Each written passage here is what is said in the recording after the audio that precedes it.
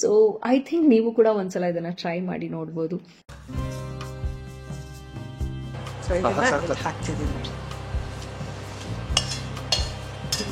ತುಪ್ಪ ಇಲ್ಲ ಅಂದ್ರೆ ಎಣ್ಣೆನೂ ಬೇಕಂದ್ರೆ ಹಾಕ್ಕೋಬಹುದು.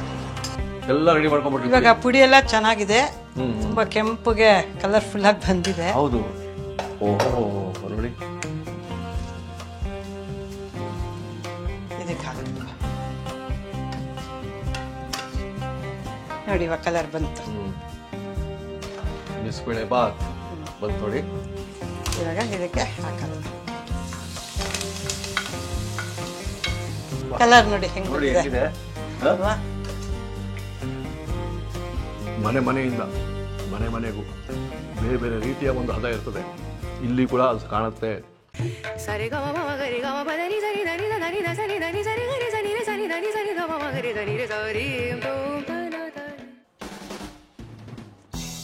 ನಮಸ್ಕಾರ ವೀಕ್ಷಕರೇ, ನೋಡಿ ದೇವರ ಮನೆ ಅಚ್ಚುಕಟ್ಟಾಗಿದೆ. ಮನೆಯಲ್ಲಿ ದೇವರ ಮನೆ ಯಾವ ಥರ ಇಟ್ಕೊಂಡಿದ್ದಾರೆ ಅದ್ರ ಮೇಲೆ ಅವರ ಮನೆಯ ಸಂಸ್ಕೃತಿ ಗೊತ್ತಾಗುತ್ತೆ. ಇವತ್ತು ಬನ್ನಿ, ಸುಧಾ ಮಾಗಡಿ ಅವರ ಮನೆಯಲ್ಲಿದ್ದೀವಿ. ಅದ್ಭುತವಾದ ಪುಡಿಗಳು ಮತ್ತು ರೈಸ್ ಬಾತುಗಳೆಲ್ಲ ತೋರಿಸಿದ್ದಾರೆ. ಅದರೊಟ್ಟಿಗೆ ಇವತ್ತು ಇನ್ನೊಂದು ವಿಶೇಷವಾದ ಒಂದು ರೆಸಿಪಿ, ಅವ್ರನ್ನೇ ಮಾತಾಡ್ಸ್ಬಿಡೋಣ. ರೆಡಿಯಾಗಿದ್ದಾರೆ, ಬನ್ನಿ. ಅಮ್ಮ ನಮಸ್ಕಾರ. ನಮಸ್ಕಾರ. ಹೇಗಿದ್ದೀರಿ? ಓ ತುಂಬಾ ಚೆನ್ನಾಗಿದ್ವಿ. ಸ್ವಲ್ಪ ದಿನ ಗ್ಯಾಪ್ ಆಯ್ತು. ಹೌದು ಹೌದು. ನೀವು ನಮಗೆ ಕರೆದು ಬಿಟ್ರಿ. ಇವಾಗ ಅದ್ಭುತವಾದ ಒಂದು ಹೌದು ಬಿಸಿಬೇಳೆ ಬಾತ್ ನೋಡಿ, ನೋಡಿರ್ತಾರೆ ಎಲ್ಲರೂ ಮಾಡಿರೋದು. ನಮ್ದು ಒಂದ್ ಸ್ವಲ್ಪ ಹದವಾಗಿ ಏನೇನು ಇಂಗ್ರೀಡಿಯೆಂಟ್ಸ್ ಹಾಕಿ ಅದನ್ನ ಹುರಿಯೋದು ಎಲ್ಲಾನು ಸ್ಟೇಜ್ ಬೈ ಸ್ಟೇಜ್ ತೋರಿಸ್ತೀವಿ. ನೋಡಿ ನೋಡಿದಾಗ ನಿಮ್ಗೆ ಗೊತ್ತಾಗತ್ತೆ ಅದು ಹೆಂಗಿರುತ್ತೆ ಅಂತ. ಹೇಗೆ ವಿಶೇಷವಾಗಿ ಡಿಫ್ರೆಂಟ್ ಆಗಿದೆ ಅಂತ ಗೊತ್ತಾಗೋದು ಮಾಡೋದು ನೋಡಿದಾಗ. ಹೌದು. ಸೊ ಎಷ್ಟು ಅಳತೆಗೆ ಮಾಡ್ತಿದ್ವಿ ಇವತ್ತು? ಏನು ಇವಾಗ 1 ಕಪ್ ತೊಗರಿ ಬೇಳೆಗೆ 1.5 ಕಪ್ ಅಕ್ಕಿ, 1 ಕಪ್ ತೊಗರಿ ಬೇಳೆ, 1.5 ಕಪ್ ಅಕ್ಕಿ ಹಾಕಿ, ತರಕಾರಿ ನಿಮ್ಗೆ ಯಾವ್ಯಾವ್ದು ಬೇಕೋ ಎಲ್ಲ ಹಾಕೋಬಹುದು. ಯಾವ್ದು ಬೇಕಾದ್ರೂ ತರಕಾರಿ ಹಾಕೋಬಹುದು. ಬೀನ್ಸು, ಕ್ಯಾರೆಟ್, ನವಿಲ್ ಕೋಸು, ಸೀಮೆ ಬದನೆಕಾಯಿ ಎಲ್ಲ ಹಾಕೊಂಡಿದ್ದೀವಿ. ಸೊ ಅದು ಬಂದ್ಬಿಟ್ಟು ಒಂದು 1/4 kg, ಅರ್ಧ kg ಇರ್ಬೋದಾ? 1/4 kg ಮೇಲಿದೆ. ಅದು 1/4 kg ಮೇಲೆ. ಹೌದು ಹೌದು. ಸೊ ಮಿಕ್ಕಿದೆಲ್ಲ ನೋಡೋಣ. ಓಕೆ. ಇದನ್ನ ಬಿಟ್ಟು ಮತ್ತೇನಿದೆ ಇಟ್ಕೊಂಡಿದ್ದೀರಾ? ಧನಿಯಾ, ಕೊತ್ತಂಬರಿ ಬೀಜ, ಗುಂಟೂರು ಮೆಣಸಿನ್ಕಾಯಿ, ಬ್ಯಾಡ್ಗೆ ಮೆಣಸಿನ್ಕಾಯಿ, ಕಡಲೆಬೇಳೆ, ಉದ್ದಿನ ಬೇಳೆ, ಗಸಗಸೆ, ಚಕ್ಕೆ, ಲವಂಗ, ಇಂಗು, ಸ್ವಲ್ಪ ಏಲಕ್ಕಿ. ಈಗ ಕೊಬ್ಬರಿ ಒಂದು 125 ಗ್ರಾಮ್ ಅಷ್ಟು ತುರಿದು ಇಟ್ಕೊಳ್ಳೇಬೇಕು. ಅದನ್ನ ರೆಡಿಯಾಗಿ ಮಾಡ್ಬೇಕಾದ್ರೆ ಎಷ್ಟೆಷ್ಟು ಕ್ವಾಂಟಿಟಿ ಅಂತ ಹೇಳ್ಬಿಡ್ತೀರಾ? ಹೌದು. ಇವಾಗ ಮೊದಲು ನಾವು ಇದನ್ನೆಲ್ಲ ತೊಳೆದ್ಬಿಟ್ಟು ಕುಕ್ಕರ್ ಇಟ್ಕೊಂಡ್ಬಿಡೋಣ, ಟೈಮ್ ವೇಸ್ಟ್ ಮಾಡೋ ಬದಲು. ಇದು ಮಾಡಕ್ ಮೊದಲು ಇದನ್ನೆಲ್ಲ ತೊಳೆದು ಕುಕ್ಕರಲ್ಲಿ ಇಟ್ಕೊಂಡ್ಬಿಡೋಣ, ಆಮೇಲೆ ಪುಡಿ ಮಾಡೋಣ.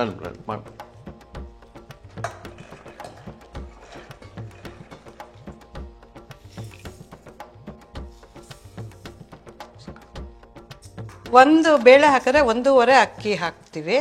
ಯೂಶಲಿ ಕೆಲವರು ಒಂದ್ ಬೇಳೆಗೆ 1 ಅಕ್ಕಿ ಹಾಕ್ತಾರೆ. ಅವಾಗ ತುಂಬಾ ಗಟ್ಟಿ ಆಗೋಗುತ್ತೆ, ಕೇಕ್ ತರ ಆಗೋಗುತ್ತೆ. ಸೊ ಸ್ವಲ್ಪ ಅಕ್ಕಿ ಸ್ವಲ್ಪ ಜಾಸ್ತಿ ಹಾಕಿ ಮಾಡೋದ್ರಿಂದ ಚೆನ್ನಾಗಿ ಬರುತ್ತೆ.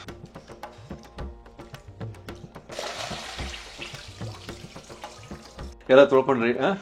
ಇವಾಗ ಎಲ್ಲ ತರಕಾರಿ ಬೇಳೆ ಎಲ್ಲ ತೊಳ್ಕೊಂಡು ಸ್ವಲ್ಪ ಅರಿಶಿನ ಹಾಕ್ಬಿಟ್ಟು, ಈಗ ನಾವು ಯಾವ ಇದ್ರಲ್ಲಿ ಅಕ್ಕಿ ತಗೊಂಡಿರ್ತೀವಿ ಅದ್ರಲ್ಲಿ 3ರಷ್ಟು ನೀರು ಹಾಕಿ 1-2 ವಿಸಿಲ್ ಕೂಗಿಸ್ಬಿಟ್ಟು ಓಪನ್ ಮಾಡಿ, ಆಮೇಲೆ ನಾವು ಪ್ರಿಪೇರ್ ಮಾಡ್ಕೋತೀವಲ್ಲ ಪುಡಿನ, ಅದನ್ನ ಹಾಕೋ ತೋರಿಸ್ಕೊಡ್ತೀನಿ ನಾನು. ಆಮೇಲೆ ನಾವು ಪುಡಿ ಮಾಡೋದು ಶುರು ಮಾಡೋಣ. ಹೌದು.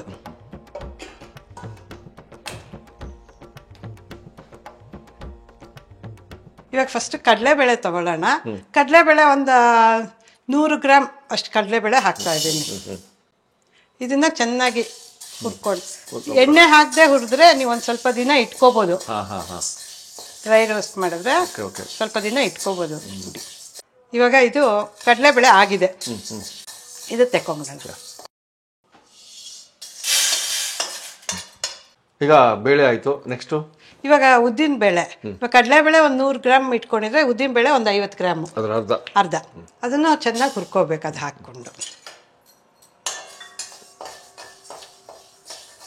ಇದು ಇವಾಗ ಉದ್ದಿನ ಬೇಳೆ ಆಗಿದೆ.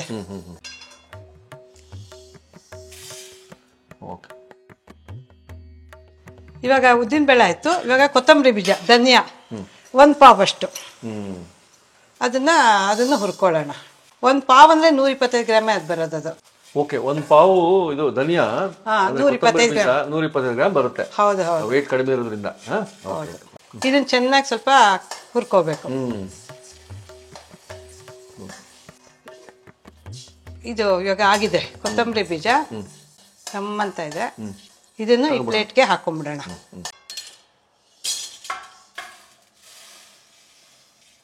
Guntur 100 gram, Byadgi 100 gram.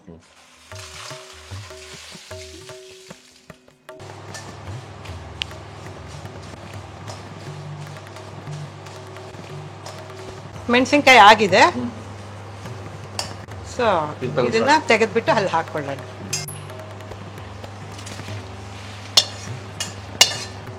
Next Byadgi ಮೆಣಸಿನ್ಕಾಯಿ 100 ಗ್ರಾಮ್. ಇದನ್ನು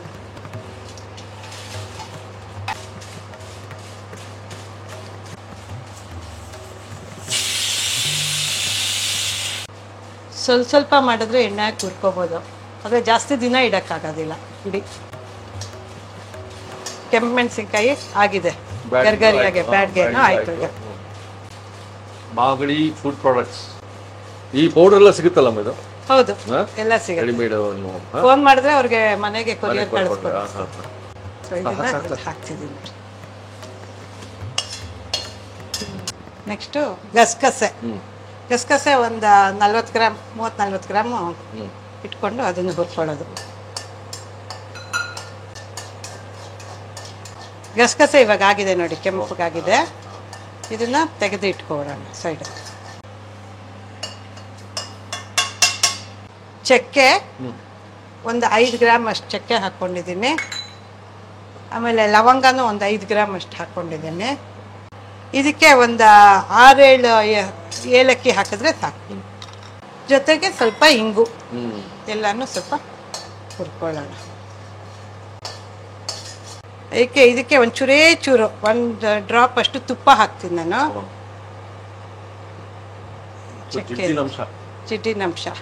ತುಪ್ಪ ಇಲ್ಲಾಂದ್ರೆ ಎಣ್ಣೆನೂ ಬೇಕಾದ್ರೆ ಹಾಕೋಬೋದು. ಇವಾಗ ಇದು ಆಗ್ತಿದೆ ಅನ್ಬೇಕಾದ್ರೆ ಆಫ್ ಮಾಡಿಬಿಟ್ಟು ಗ್ಯಾಸ್ನ ಇದೇ ಬಿಸಿ ಬಾಣಲಿಗೆ ಕೊಬ್ಬರಿನೂ ಹಾಕಿ ಒಂದು 2 ನಿಮಿಷ ಇಟ್ಬಿಟ್ರೆ ಆಯ್ತು. ಒಂದು 5 ನಿಮಿಷ ಇದು ಆರೋವರೆಗೂ ಬಾಣಲಿಲೇ ಕೊಬ್ಬರಿ ಇದ್ರೆ ಚೆನ್ನಾಗಿ ಗರಿಗರಿಯಾಗಿ ಆಗುತ್ತೆ, ಚೆನ್ನಾಗಾಗತ್ತೆ. ಈಗ ಸ್ಟವ್ ಆಫ್ ಮಾಡ್ಕೊಂಡಿದ್ದೀರಾ? ಸ್ಟವ್ ಆಫ್ ಆಗಿದೆ. ಓಕೆ, ಎಲ್ಲ ಹುರ್ಕೊಂಡಾಯ್ತು. ಇವಾಗ ನೆಕ್ಸ್ಟ್ ಇದನ್ನ ತೆಗೆದು ಮಿಷಿನ್ ಮಾಡ್ಕೊಂಬಿಡೋಣ, ಮಿಕ್ಸಿಂಗ್ ಮಾಡ್ಕೊಂಬಿಡೋಣ, ಪೌಡರ್ ಮಾಡ್ಕೊಂಬಿಟ್ಟು ಆಮೇಲೆ ಅದು ಹೆಂಗೆ ಮಾಡೋದು ಹೇಳ್ಕೊಡ್ತೀನಿ. ಮೆಣಸಿನ್ಕಾಯಿ ಕ್ವಾಂಟಿಟಿ ಸ್ವಲ್ಪ ಜಾಸ್ತಿ ಇರೋದ್ರಿಂದ ಫಸ್ಟ್ ಮೆಣಸಿನ್ಕಾಯಿ ಪುಡಿ ಮಾಡಿ ಇದಕ್ಕೆ ಮಿಕ್ಸ್ ಮಾಡ್ಕೊಂಡ್ಬಿಟ್ಟು ಆಮೇಲೆ ಒಟ್ಟಿಗೆ ಹಾಕೊಂಡ್ಬಿಟ್ಟು. ಇವಾಗ ಮೆಣಸಿನ್ಕಾಯಿ ಪುಡಿ ಮಾಡಿ ಇದಕ್ಕೆ ಮಿಕ್ಸ್ ಮಾಡ್ಕೊಂಡಿದ್ದೀನಿ. ಇವಾಗ ಇದನ್ನೆಲ್ಲಾನು ಒಟ್ಟಿಗೆ ಮಿಕ್ಸಿ ಮಾಡೋಣ. ಕೊಬ್ಬರಿದು ಹಾಕೊಂಡ್ಬಿಡೋಣ. ಕೊಬ್ಬರಿನೂ ಒಟ್ಟಿಗೆ ಹಾಕೊಂಡ್ಬಿಡ್ತೀರಿ? ಹಾಕೋಬೋದು ಕೊಬ್ಬರಿನ ಇದಕ್ಕೆ.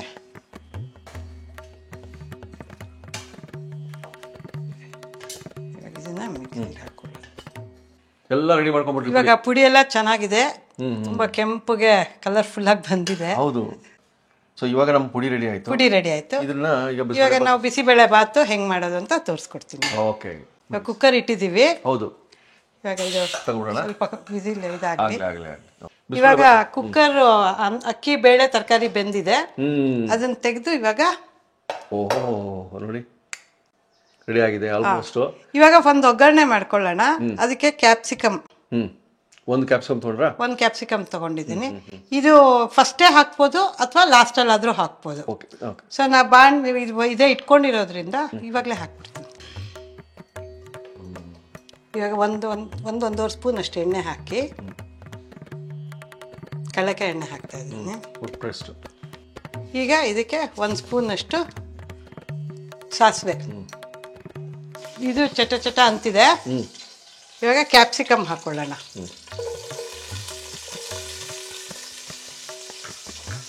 ಕ್ಯಾಪ್ಸಿಕಮ್ ಒಂದು ಸ್ವಲ್ಪ ಫ್ರೈ ಆದಮೇಲೆ ಈ ಅಕ್ಕಿ ಬೇಳೆ ಎಲ್ಲ ಬೆಂದಿದೆಯಲ್ಲ ಅದನ್ನು ಇದಕ್ಕೆ ಹಾಕ್ಕೊಳ್ಳೋಣ. ಇವಾಗ ಇದು ಫ್ರೈ ಆಗ್ತಾ ಇದೆ. ಇದು ಫ್ರೈ ಆದಮೇಲೆ ಇದು ಮುಂದಿಂದ ಇದು ತೆಗೆದು ಇದಕ್ಕೆ ಶಿಫ್ಟ್ ಮಾಡ್ಕೊಳ್ಳೋಣ.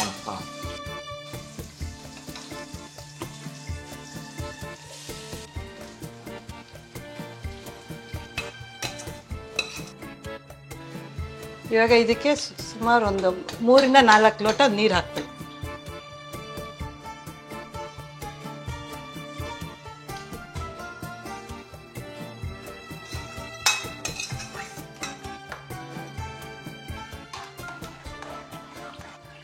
ನೋಡೋಕ್ಕೆ ಕಲರ್ಫುಲ್ ಆಗಿದೆ. ಹೌದೌದು, ಅದು ಪುಡಿ ಹಾಕಿಲ್ಲ. ಹೌದೌದು. ಇದೊಂಚೂರು ಬೇಳೆ ನೀರು ಎಲ್ಲ ಹೊಂದ್ಕೊಂಡ್ಮೇಲೆ ಅಷ್ಟರಲ್ಲಿ ನಾವು ಇಲ್ಲಿ ಹುಣಸೆಹಣ್ಣು ಒಂದು ನಿಂಬೆಹಣ್ಣು ಗಾತ್ರದಷ್ಟು ಹುಣಸೆಹಣ್ಣು ನೆನೆಸಿಟ್ಕೊಂಡಿದ್ದೀನಿ.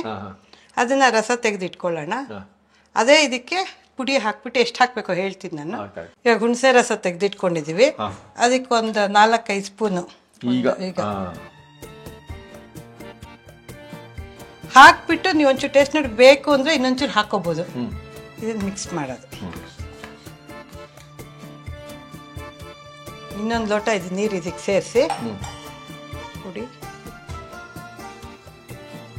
ಕೆಲವ್ರಿಗೆ ಇದು ನೈಸಾಗಿ ಬೇಕು ಅಂತ ಕೇಳ್ತಾರೆ, ಅವಾಗ ಅವ್ರು ಬೇಕಂದ್ರೆ ಒಂದು ರೌಂಡ್ ಮಿಕ್ಸಿಗೆ ಹಾಕ್ಕೊಂಡು ಹಾಕೋಬೋದು. ಇದಕ್ಕೆ ಹಾಕೋದು. ಇದಕ್ಕೆ ಇವಾಗ ಉಪ್ಪು, ರುಚಿಗೆ ತಕ್ಕಷ್ಟು ಉಪ್ಪು ಲಾಸ್ಟ್.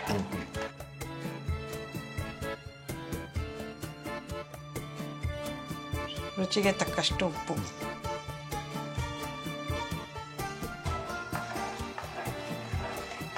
ಈ ಹಂತದಲ್ಲಿ ಒಂಚೂರು ಬೇಕಂದ್ರೆ ಟೇಸ್ಟ್ ನೋಡ್ಬಿಟ್ಟು ನಿಮ್ಗೆ ಪುಡಿ ಇನ್ನೊಂಚೂರು ಬೇಕು, ಖಾರ ಬೇಕು ಅಂತಂದ್ರೆ ಇನ್ನೊಂಚೂರು ಪುಡಿ ಹಾಕೋಬಹುದು. ಈಗ ಇದು ಲಾಸ್ಟ್ ಒಂದು ಇಂಗ್ರೀಡಿಯೆಂಟು ಬೆಲ್ಲ. ಟೇಸ್ಟ್ ಎನ್ಹಾನ್ಸ್ ಆಗಕ್ಕೆ ಬೇಕಾದ್ರೆ ಹಾಕ್ಬೋದು, ಇಲ್ಲ ಅಂದ್ರೆ ಇಲ್ಲ, ಅವ್ರವ್ರ ಟೇಸ್ಟ್ಗೆ. ನಾನೊಂದು 1/4 ಸ್ಪೂನ್ ಅಷ್ಟು ಬೆಲ್ಲ ಹಾಕ್ತೀನಿ, ಒಂಚೂರು ಟೇಸ್ಟ್ ಬರುತ್ತೆ ಅಂತ. ನೋಡಿ ಇವಾಗ ಕಲರ್ ಬಂತು. ಬಿಸಿಬೇಳೆ ಬಾತ್ ಬಂತು ನೋಡಿ, ಉದ್ಭವ ಆಗ್ಬಿಡ್ತು. ಇದಕ್ಕೆ ಬೇಕಾದ್ರೆ ಒಗ್ಗರಣೆಗೆ ಕಡಲೆಕಾಯಿ, ಗೋಡಂಬಿ ಹಾಕ್ಬೋದು. ಈ ಹಂತದಲ್ಲಿ ಬೇಕಾದ್ರೆ ನೀವು ಟೊಮೆಟೊನು ಹಚ್ಚಿ ಹಾಕೋಬಹುದು. ಇವಾಗ ಇದಕ್ಕೆ ಲಾಸ್ಟ್ ಒಗ್ಗರಣೆ ಒಂದು 2 ಸ್ಪೂನ್ ತುಪ್ಪ ಹಾಕ್ಬಿಟ್ಟು ಕಡಲೆಕಾಯಿ ಬೀಜ, ಆಮೇಲೆ ಗೋಡಂಬಿ, ಕರ್ಬೇವಿನ ಸೊಪ್ಪು, ಗೋಡಂಬಿ ಹಾಕೊಳ್ಳೋಣ.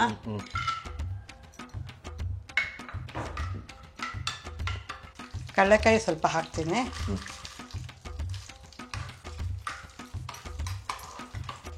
ಒಗ್ಗರಣೆಗೆ ಲಾಸ್ಟ್ ಮೇನ್ ಇಂಗ್ರೀಡಿಯೆಂಟ್ ಇಂಗು.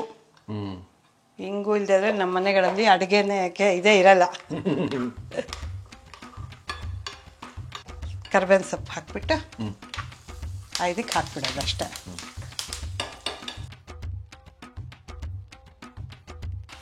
ಇವಾಗ ಇದಕ್ಕೆ ಹಾಕೋದು. ಬಿಸಿಬೇಳೆ ಬಾತ್ ರೆಡಿ. ಕಲರ್ ನೋಡಿ ಹೆಂಗಿದೆ ಅಲ್ವಾ?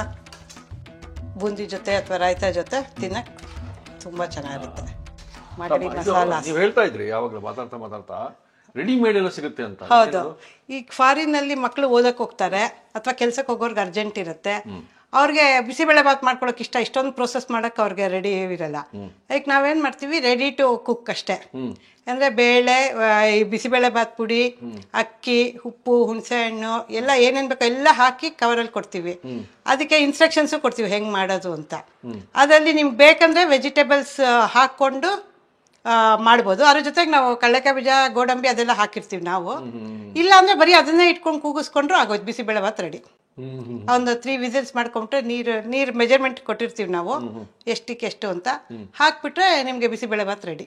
ಓಹೋ. ಸೊ ನಿಮ್ಗೆ ಕಾಲ್ ಮಾಡಿದ್ರೆ ನಾವು ಪ್ಯಾಕ್ ಮಾಡಿ ಕಳಿಸ್ಕೊಡ್ತೀವಿ. ಎಷ್ಟು ಪ್ಯಾಕೆಟ್ ಅದು 600 ರೂಪಾಯಿ ಕೆಜಿ. ಕೆಜಿ ಲೆಕ್ಕದಲ್ಲಿ? ಹೌದು. ಒಂದು 1/4 ಕೆಜಿ ತೊಗೊಂಡ್ರೆ ಮಿನಿಮಮ್ 1/2 ಕೆಜಿ, ಯಾಕೆಂದ್ರೆ ಒಬ್ರಿಗೋಸ್ಕರ ಮಾಡೋದ್ರಿಂದ 300 ರೂಪಾಯಿ ಅರ್ಧ ಕೆಜಿ. ಓಕೆ ವೀಕ್ಷಕರೇ, ನೋಡಿ readymade bisibele bath powder mix ಸಿಗ್ತಾ ಇದೆ. ನಿಮ್ಮ ಶೈಲಿಯ ಬಿಸಿಬೇಳೆ ಬಾತ್ ರೆಡಿ ಇದೆ. ಓಕೆ, ಇವಾಗ ಬಿಸಿಬೇಳೆ ಬಾತ್ ರೆಡಿ.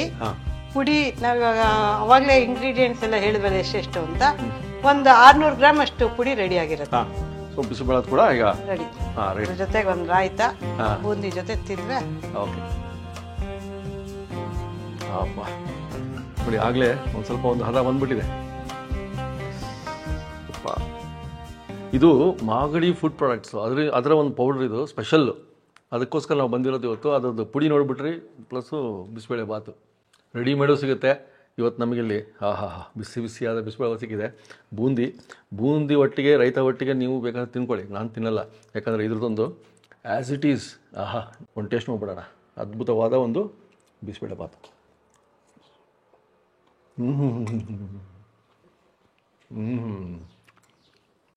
ಮನೆಯಿಂದ ಮನೆಗೂ ಬೇರೆ ಬೇರೆ ರೀತಿಯ ಒಂದು ಹದ ಇರ್ತದೆ. ಇಲ್ಲಿ ಕೂಡ ಅದು ಕಾಣುತ್ತೆ. ಸುಧಾ ಮೇಡಮ್ ಅವರ ಕೈ ರುಚಿ ಇಲ್ಲಿ ಕಾಣುತ್ತೆ. ಬಿಸಿಬೇಳೆಬಾತ್ ನೀವು ಮಾಡ್ಕೊಂಡಿದ್ರೆ ಇಲ್ಲಿ ಈ ವಿಡಿಯೋ ನೋಡಿ ಫಸ್ಟು. ನೋಡಿದ ನಂತರ ನಿಮ್ಗೆ ಗೊತ್ತಾಗುತ್ತೆ ಯಾಕೆ ಡಿಫ್ರೆಂಟ್ ಅಂತ. ಏನ್ರಿ ಇದು, ಆ ಪೌಡ್ರಲ್ಲೇ ಇರೋದೆಲ್ಲ. ಪೌಡ್ರ್ ನೀವು ತರಿಸ್ಕೋಬೋದು, ಅಷ್ಟು ಚೆನ್ನಾಗಿದೆ. ಮನೇಲಿ ಮಾಡ್ಕೊಳ್ಳಿ ಇನ್ಸ್ಟೆಂಟಾಗಿ. ಸ್ಮಾರ್ತ ಬ್ರಾಹ್ಮಣ ಶೈಲಿ ಅಂತ ಹೇಳಿದ್ರು ಅವರು. ಸರಿ, ನಾವು ಹೇಳ್ತಿರೋದು ಜಾತೀಯತೆಯನ್ನು ಎತ್ತಿ ಹಿಡಿಯೋಕ್ಕಲ್ಲ. ಇದು ಒಂದು ಕುಟುಂಬ, ಒಂದು ವಂಶ, ಅಥವಾ ಒಂದು ಪಂಗಡದ ಒಂದು ರೀತಿಯ ಅಡುಗೆ ಮಾಡುವ ಪರಿ. ಅದಕ್ಕಾಗಿ ಹೇಳ್ತಿರೋದು, ಮಾಡ್ಕೊಳ್ಳಿ, ಸೂಪರಾಗಿದೆ. ಆಮೇಲೆ ಕೊನೆಯಲ್ಲಿ ಗೋಡಂಬಿ ಹಾಕ್ಕೊಂಡ್ರು, ಶೇಂಗಾ ಹಾಕ್ಕೊಂಡ್ರು, ಕ್ಯಾಪ್ಸಿಕಮ್ ಹಾಕ್ಕೊಂಡ್ರು, ಎಲ್ಲ ಒಂದು ರುಚಿ. ಆ ರುಚಿಗಾಗಿ ನಾವು ಬಂದೇ ಬರ್ತೀವಿ. ಮನೇಲಿ ಮಾಡ್ಕೊಂಡು ನಮ್ಗೆ ಹೇಳಿ. ಈ ರೆಡಿಮೇಡ್ ಪೌಡರ್ಸು, ಆಮೇಲೆ ಈ ಬಿಸಿಬೇಳೆಬಾತ್ ಪೌಡ್ರು ಬೇಕು ಅಂದರೆ ನಂಬರ್ ಡಿಸ್ಪ್ಲೇ ಆಗ್ತಾಯಿದೆ, ಕಾಲ್ ಮಾಡಿ. ತರಿಸ್ಕೊಂಬಿಟ್ಟು ಆಮೇಲೆ ಕಾಮೆಂಟ್ ಹಾಕಿ ಹೆಂಗೆ ಬಂತು ಅಂತ. ನಾನು ಹೇಳೋದು ನಿಮಗೆ ತಿಳಿತಿದೆ. ಮುಂದಿನ ಸಂಚಿಕೆ ಇನ್ನೂ ಅದ್ಭುತ. ಮತ್ತೆ ಸಿಗೋಣ. ನಮಸ್ಕಾರ. This is Magadi's freshly ground spices. ಇವ್ರ ಕಡೆಯಿಂದ ಒಂದಷ್ಟು ಚಟ್ನಿ ಪುಡಿಗಳು, ಸಾಂಬಾರ್ ಪುಡಿ, ಬಿಸಿಬೇಳೆಬಾತ್ ಪುಡಿ, ಪುಳಿಯೋಗರೆ ಮಿಕ್ಸ್, ರಸಂ ಪೌಡರ್, ಹೀಗೆ ಹಲವಾರು ಪ್ರಾಡಕ್ಟ್ಗಳು, ಫ್ರೆಶ್ ಆಗಿ ಮಾಡಿರುವಂಥ ಒಂದಷ್ಟು ಪ್ರಾಡಕ್ಟ್ಗಳು ನನಗೆ ಸಿಕ್ಕಿದೆ. ತುಂಬಾನೇ ಫ್ರೆಶ್ ಆಗಿದೆ. ಆ್ಯಂಡ್ ಮನೇಲಿ ಯಾವ ರೀತಿ ನಾವು ಶುಚಿಯಾಗಿ ರುಚಿಯಾಗಿ ಮಾಡ್ಕೊಳ್ತೀವೋ ಅದೇ ಥರನೇ ಇದೆ. ಸೊ ಐ ಥಿಂಕ್ ನೀವು ಕೂಡ ಒಂದ್ಸಲ ಇದನ್ನು ಟ್ರೈ ಮಾಡಿ ನೋಡ್ಬೋದು.